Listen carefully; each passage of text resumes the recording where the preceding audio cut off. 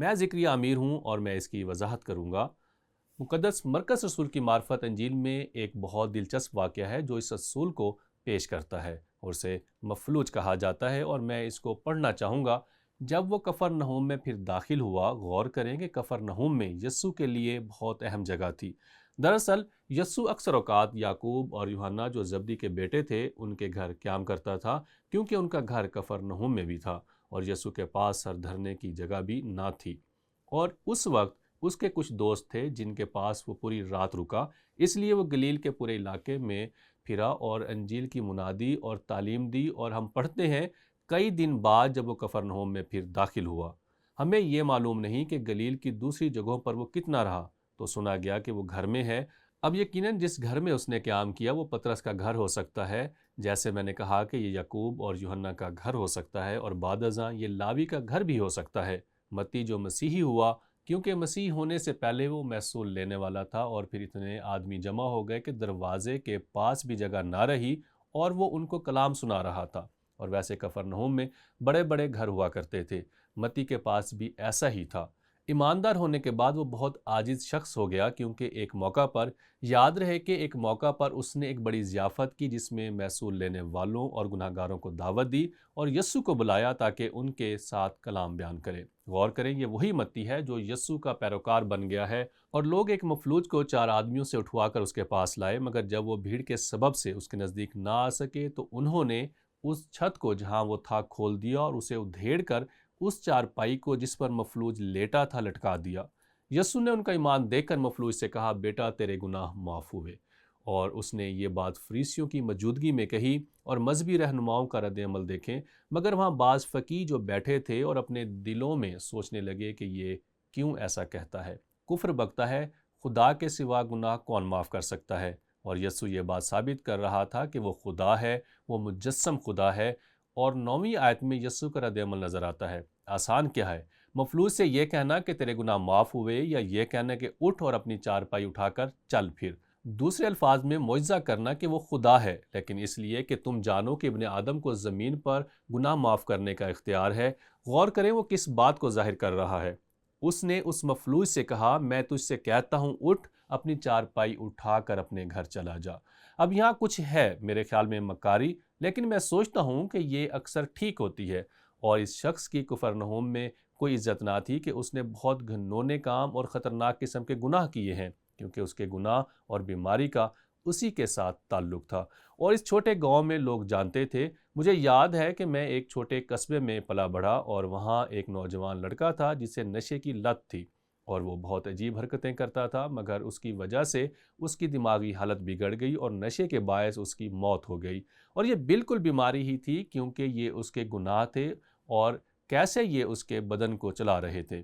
اس لیے یہاں کچھ تعلقات ہیں۔ اب نکتہ یہ ہے کہ یسوع اور وہ تمام لوگ اس شخص کو جانتے تھے، اور وہ یہ بھی جانتا تھا کہ لوگ کیسے اس کے بارے میں بات کر رہے ہیں، اور کیسے وہ کہہ رہے تھے کہ وہ ایک خطرناک شخص ہے اور اسی سبب سے وہ بیمار ہے۔ اور جب یسوع نے اسے دیکھا تو اس نے صرف الفاظ فرمائے کہ تیرے گناہ معاف ہوئے، اس نے موقع کا فائدہ اٹھایا۔ اب جیسے میں نے کہا کہ ہر ایک بیماری گناہ کا سبب نہیں بنتی، آئیں اس نکتہ پر نظر ڈالیں۔ اندھا فقیر، مقدس یوحنا رسول کی معرفت انجیل کے 9ویں باب کی 3 آیت میں، انہوں نے یسوع کو یروشلم میں سنگسار کرنے کی کوشش کی، اور وہ ہجوم میں سے گزرتا ہوا گیا اور خود کو شہر کے باہر ظاہر کیا، اور جیسے وہ جا رہے تھے وہاں ایک اندھا شخص تھا۔ شاگردوں نے اس سے پوچھا، کس نے گناہ کیا تھا جو یہ اندھا پیدا ہوا، اس شخص نے یا اس کے ماں باپ نے؟ غور کریں، یہ وہ مشترکہ نقطہ نظر ہے، اور بعض اوقات یہ سچ ہوتا ہے۔ اور 3 آیت میں یسوع نے کہا، یسوع نے جواب دیا، نہ اس نے گناہ کیا تھا نہ اس کے ماں باپ نے۔ اب یسوع یہ نہیں کہہ رہا تھا کہ اس نے گناہ نہیں کیا، کیونکہ ہم سب نے گناہ کیا اور خدا کے جلال سے محروم رہے۔ یسوع کیا کہہ رہا تھا؟ اس آدمی نے کوئی گناہ نہیں کیا تھا جس سبب سے وہ اندھا ہوتا، دراصل وہ اندھا پیدا ہوا۔ مگر غور کریں، یسوع نے اس بات کی وضاحت کی، بلکہ اس لیے ہوا کہ خدا کے کام اس میں ظاہر ہوں۔ اور یسوع نے اس شخص کو شفا دی اور واپس شہر میں مذہبی رہنماؤں کو گواہی دینے کے لیے بھیجا، جنہوں نے اسے سنگسار کرنے کی کوشش کی تھی، کیونکہ اس نے کہا، مقدس یوحنا رسول کی معرفت انجیل اس کا 8واں باب اور 58 آیت میں، پیشتر اس سے کہ ابراہیم پیدا ہوا میں ہوں۔